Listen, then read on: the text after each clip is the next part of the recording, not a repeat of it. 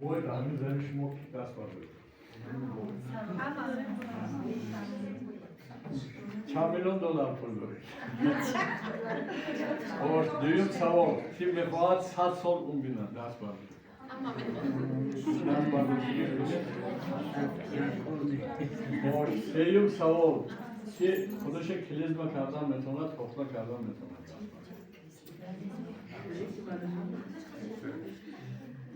ما همین سوال همه جواب میدیم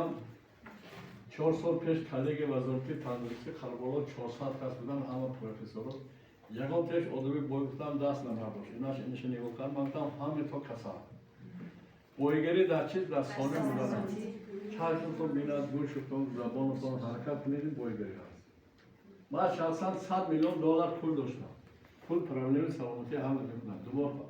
حالتی مرگ کلینیکی بودم دیگر چیز کتی یکی از ببین سلامتی کنم هستم سوال دوم کی میخواهد 100 سال اون بیند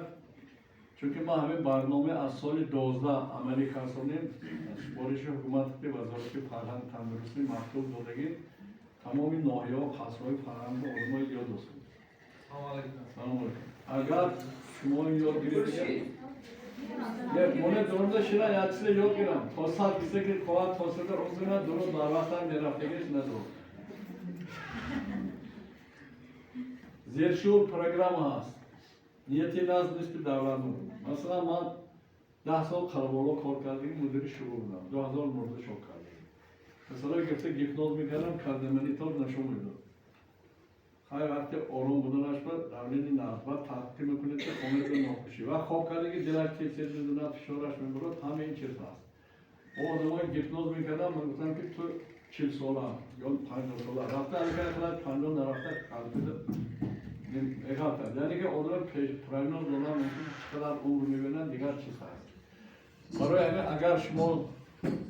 همین نیتی نصب کنید حتما عمر دراز میبینید مردم ما اصلا چی حاضر میگه 60 70 500 میلیون میمونن خداش هم تیار میکنه حاضر ازبکستان آنالیز کردی که اونایی که نفقه میبرد همه که 8 12 سال زنده موندن و خودش تیار میکنه مثلا ما یک گروه همین سفیر عربستان رو تاوت کردم گفت که بیا بی پول میری خود شما قبول میکند دیگه میکنم من گفتم نمیرم چرا نمیری بود من گفتم رفیقای من رفته اومدن نصف زیادش مرد من 95 رو درون من میرم گفتم نه که من عربستان دوباره به کار کردیم برای که مردم ما بود بچه رو زن دادم خانه خریدم دیگه هیچ کار دیگهش نه حج رفته اومدم مردن در همین پروگرام کار میکنن اگه یک سوالی که بگیرم چند تا در اینجا دکتر معلومات اولویتش من دست برداشت چند تا استراحت آش سانیتارکام هستن یا نه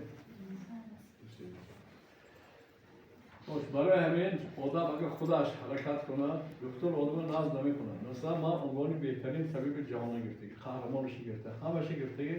مثلا میگم من میگم نه من تو یاد میکنم تو خودت خودت ناز من افق دکترا با درس دادگی شما یک بار دوری تو هم میتونید پادکست کنید کانال یوتیوب کانال دکتر تویری انویسید میگم